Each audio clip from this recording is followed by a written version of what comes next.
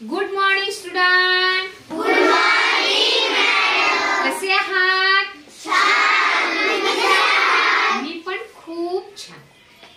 आजची आपली सकाळ कशी झालीये? छान. छान, सुंदर. मग आता या सुंदर सकाळची, सुंदर दिवसाची आपण एक सुंदर अशी सुरुवात करणार आहोत एका छानशा पाठाने, जो आपल्या सगळ्यांच्या आवडीचा विषय आहे. कोणता?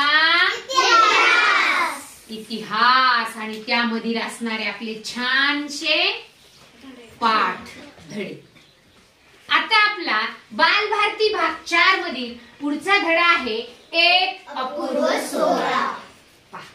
या पाठाला एक अपूर्व सोहळा असं का बरं नाव दिलं असेल?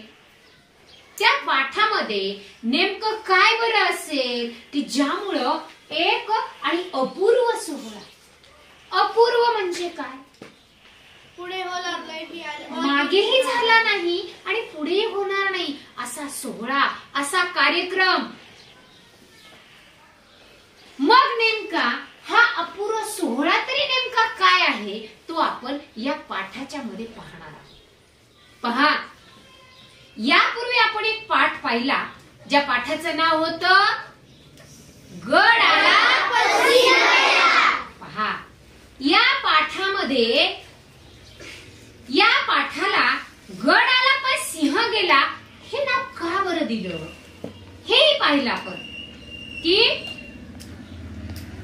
कोंढाण्यासारखा बळकट मजबूत किल्ला स्वराज्याच्या हाती आला, पण तानाजी सारखा सिंह मात्र गेला. म्हणून या पाठाला गड आला पण सिंह गेला हे नाव पडलं. हे आपण प्रत्यक्ष या पाठामध्ये पाहिलं.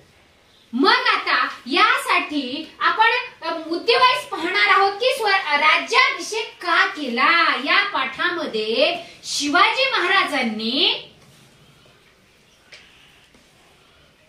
हे स्वराज्य, हिंदवी स्वराज्य स्थापन करण्यासाठी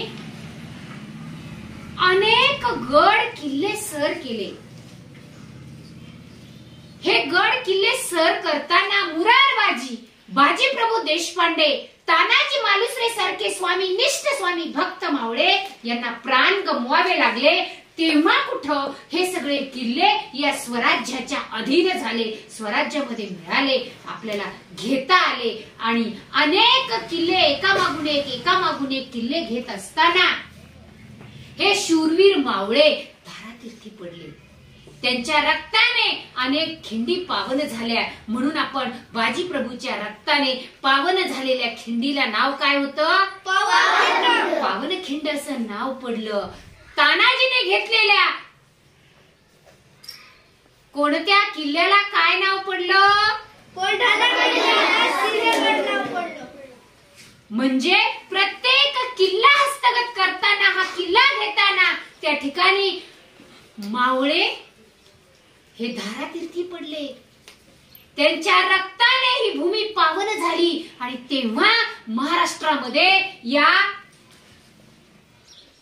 हिंदवी स्वराज्याची स्थापना शिवाजी महाराजांनी या मावळ्याच्या मदतीने केली.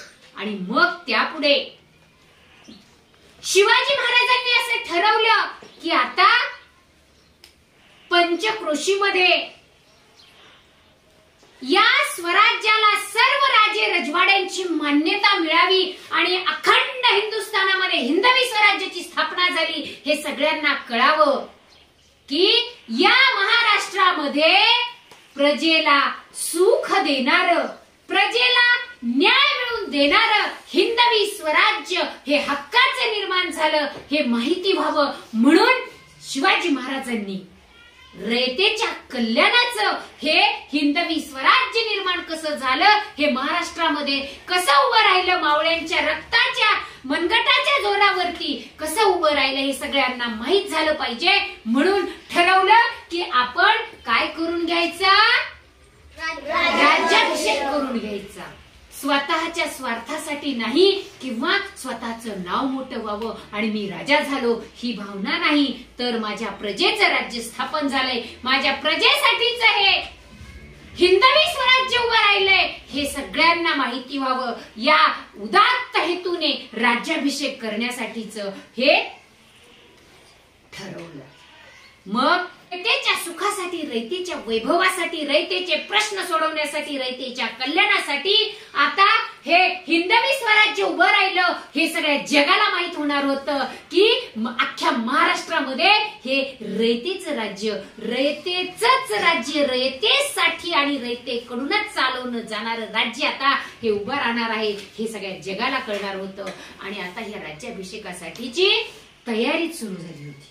शिवरायांनी या स्वराज्याची राजधानी म्हणून रायगडाची निवड केली होती. का बरं केली होती? कारण रायगड हा मजबूत किल्ला होता आणि त्या रायगडावरून स्वराज्याची देखरेख करता येणार होती. हे आपल्याला माहित आहे, हे सांगायचं आहे. त्यासाठी शिवाजी महाराजांनी रायगडाची निवड ही स्वराज्याच्या राजधानीसाठी केली होती. तो बळकट होता, मजबूत होता, स्वराज्याची देखरेख करता येणार होती आणि कोणीही शत्रूला या रायगडावर येण्यासाठी सोपी गोष्ट नव्हती. स्वराज्याभिषेकासाठी शिवरायांनी या तयारीपूर्वीच भवानी मातेचं दर्शन घेतलं, माँ जिजाऊंचे आशीर्वाद घेतले आणि पुढे या समारंभाच्या तयारीसाठी शिवरायांनी सोन्याचं सिंहासन करून घेतलं. त्यावर मौल्यवान रत्ने जडवली, शुभ्र छत्र बसवलं आणि अनेक राजे, रजवाडे, विद्वान, ब्राह्मण यांना हाताखालचे त्यांचे सरदार, कामदार यांना आमंत्रण गेली की राज्याभिषेकासाठी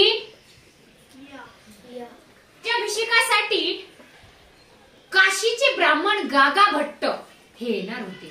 ते मूळचे पैठणचेच, परंतु जसे आपले पूर्वज काही दुसऱ्या गावामध्ये स्थायिक झालेले असतात खूप वर्षापासून, तसे हे गागा भट्टाचं हे जे काही घराणं आहे हे घराणं काशीला स्थायिक झालं होतं, त्यांचे पूर्वज, म्हणून ते तिथं स्थायिक झाले होते. मग यांना सुद्धा निमंत्रण गेली आणि या राज्याभिषेक सोहळ्यासाठी बोलावण्यात आलं. मग त्या ठिकाणी 7 नद्यांचं पाणी, समुद्राचं पाणी या जलाभिषेकासाठी, राज्याभिषेकासाठी शिवरायांनी त्या ठिकाणी सगळ्यांनी मागवलं आणि छत्र चामर त्या ठिकाणी सिंहासनावर शिवाजीराजे शिवरायांनी राज्याभिषेकाची तयारी यथासांग केली. सप्तगंगा समुद्राचं पाणी आणण्यात आलं आणि तिथं सुमारे जवळपास रायगडावरती 50,000 माणसं जमली. बघा, आज आपण पाहतो, आजही 6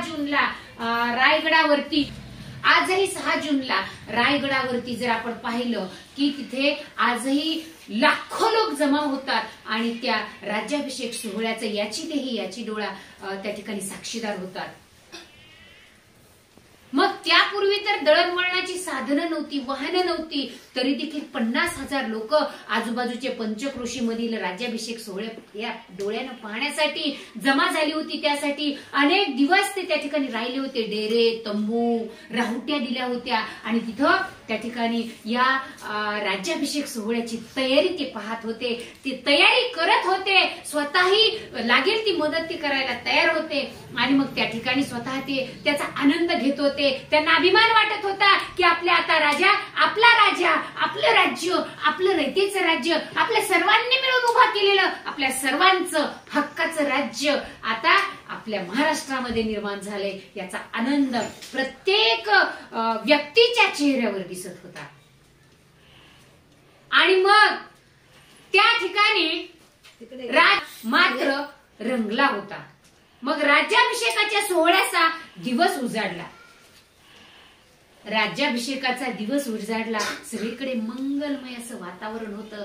सनई चौघडा वाजत होत्या. प्रत्येक जण लगबगीने येत होता, जात होता, वाटेल ते काम करत होता, पडल ते हातामध्ये उचलत होता. आणि काय राजाच्या या राज्याभिषेकासाठी काहीही कमी पडू नये हा प्रत्येक जण पाहत होता. कारण इथं स्वतःच राज्य तयार झालं होतं. अनेक वर्षानंतर ही रयत, ही प्रजा एक मोकळा श्वास घेणार होती, जिथे प्रत्येकाला प्रत्येक गोष्टीचं स्वातंत्र्य मिळणार होतं. म्हणून प्रत्येक जण लगबगीने या समारंभाची तयारी अगदी स्वतःहून करण्यामध्ये दंग झाला होता. सगळीकडे अगदी आनंदी आनंद असं वातावरण होतं. शिवराय सोन्याच्या चौरंगावर बसले होते आणि त्यांच्यावर छत्र चामरे धरण्यात आली होती. त्या घागरीमधून सप्तगंगेचं समुद्राच्या किती छिद्रामधून 100 छिद्रामधून त्यांच्या डोक्यावर तो जलाभिषेक होत होता. त्या सप्तगंगा आणि समुद्राच्या पाण्याने शिवाजी महाराजांना त्या ठिकाणी जलाभिषेक होत होता. शिवरायांच्या डोक्यावरती घागरी होती. सगळे विद्वान ब्राह्मण पंडित सगळेजण मंत्र म्हणत होते आणि सर्वांच्या साक्षीने हा अतिशय अपूर्व सोहळा राज्याभिषेकाचा त्या ठिकाणी सगळ्यांच्या साक्षीने पार पडत होता. त्याचा आनंद जिजाऊ आऊसाहेब बघत होत्या. कारण ज्या माऊलीने शिवबाच्या जन्माच्या आधीपासून हे स्वप्न मनी धरलं होतं ते आज पूर्ण झालेलं या त्या डोळ्याने ही माऊली आऊसाहेब जिजाऊ पाहत होत्या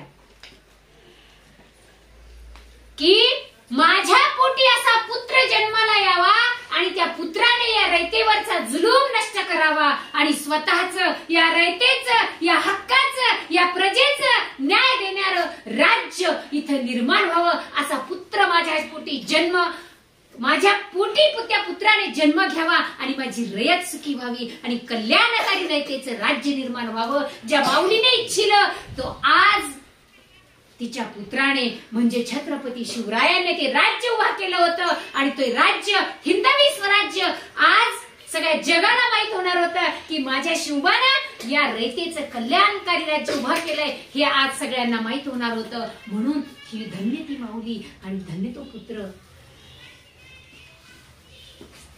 पूर्ण राज्याभिषेक पार पडल्यानंतर राजे उठले आणि मासाहेब आऊसाहेबांच्या चरणस्पर्श केला, दर्शन घेतलं आणि खरोखर त्या माऊलीच्या डोळ्यामधून आनंदाश्रू वाहत होते.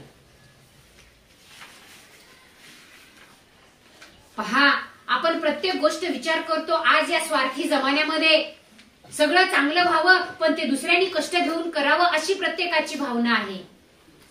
पण या स्वराज्यासाठी मला असा पुत्र व्हावा की तो स्वराज्यासाठी कामी यावा, त्यानं स्वराज्य उभं करावं. कारण आपण यापूर्वीच्या पाठामध्ये पाहिलंय हे राज्य व्हावे ही श्रींची इच्छा म्हणजे माझे जाऊनची इच्छा होती की माझ्या पुत्राने हे हिंदवी स्वराज्य असं स्थापन करावं की तिथं रयतेचं कल्याणकारी राज्य असावं. हे मावळ्यांसोबत बालपणीच शिवरायांनी कोणत्या मंदिरामध्ये शपथ घेतली होती?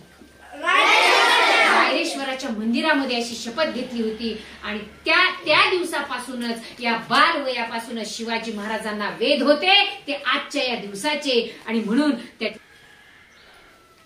गागा भट्टांनी ते छत्र डोक्यावर धरलं आणि मोठ्यानं म्हणाले, क्षत्रिय कुलावतंश सिंहासनाधीश्वर श्री श्री श्री श्री शिव छत्रपती यांचा विजय असो. आणि मग मागे सुद्धा सगळेजण त्या पद्धतीने म्हणत होते जे तुम्ही आता म्हणणार आहात. क्षत्रिय कुलावतंश सिंहासनाधीश्वर श्री श्री श्री श्री शिव छत्रपती यांचा विजय असो. असा सर्वांनी त्या मंगलमय वातावरणामध्ये आनंदी आनंदी वातावरणामध्ये सर्वांनी छत्रपती शिवरायांचा जय जयकार केला आणि रायगडावर अगदी गडावर कडकडाडून अशा तोफांचा आवाज झाला आणि सर्व महाराष्ट्रामध्ये शिवरायांचा जय जयकार झाला. आज सगळ्यांना कळून चुकलं होतं की अख्ख्या महाराष्ट्रामध्ये आज कुणाचं राज्य उभं राहिलंय? रायतेचं राज्य उभं राहिलंय, प्रजेचं राज्य उभं राहिलंय जे सर्वांसाठी कसं असणार आहे? कल्याणकारी असणार आहे. आपलं स्वतःचं प्रत्येकाला वाटत होतं हे माझं राज्य आहे. प्रत्येकाला काय वाटत होतं? आणि 1674 पासून मग हा शिवाजी महाराजांनी 1674 ची ही घटना आहे म्हणजे राज्याभिषेक शिवाजी महाराजांचा कधी झाला? 1674 मध्ये झाला आणि शिवाजी महाराज शककरते राजे झाले. तेव्हापासून हे आणि मग निरनिराळ्या देशाचे राजे महाराजे सुद्धा शिवाजी महाराजांना नजराणा म्हणजे भेट घेऊन आले होते. त्यावेळेस इंग्रजांनी ऑक्सिडेंट नावाचा त्यांचा जो वकील होता तो शिवाजी महाराजांना नजराणा घेऊन पाठवला होता. म्हणजे दूरदूरचे प्रजननही हे हा समारंभ आनंददायी मंगलमय वातावरणाचे साक्षीदार होण्यासाठी हजर होते की नेमका राजा असावा कसा. काय एवढं आहे की जिथं एवढी मोठी प्रजा स्वतः जातीनं हजर आहे. सगळे लोक स्वतःहून सगळेजण समारंभामध्ये या ठिकाणी सहभागी आहेत. कुणी कुणाला सांगितलेले नाही, सगळेजण स्वयंप्रेरणेने आलेले आहेत. कारण हे आपल्या स्वतःचं राज्य होतं. हे प्रत्येकाच्या या स्वामीनिष्ठ या महाराष्ट्रातल्या मातीतल्या प्रत्येक स्वामीनिष्ठ मावळ्यांच्या मनगटाच्या जोरावर रक्ताच्या थेंबावर उभं राहिलेलं हे महाराष्ट्रामध्ये हिंदवी स्वराज्य हे प्रत्येक जण बघण्यासाठी साक्षीदार होण्यासाठी या सोहळ्याचा या समारंभासाठी हजर होता. आणि मग त्या दिवसापासून शिवरायांच्या या राज्याभिषेकाची हकीकत सगळ्या जगाला समजली आणि शिवरायांची कीर्ती सर्व जगात पसरली.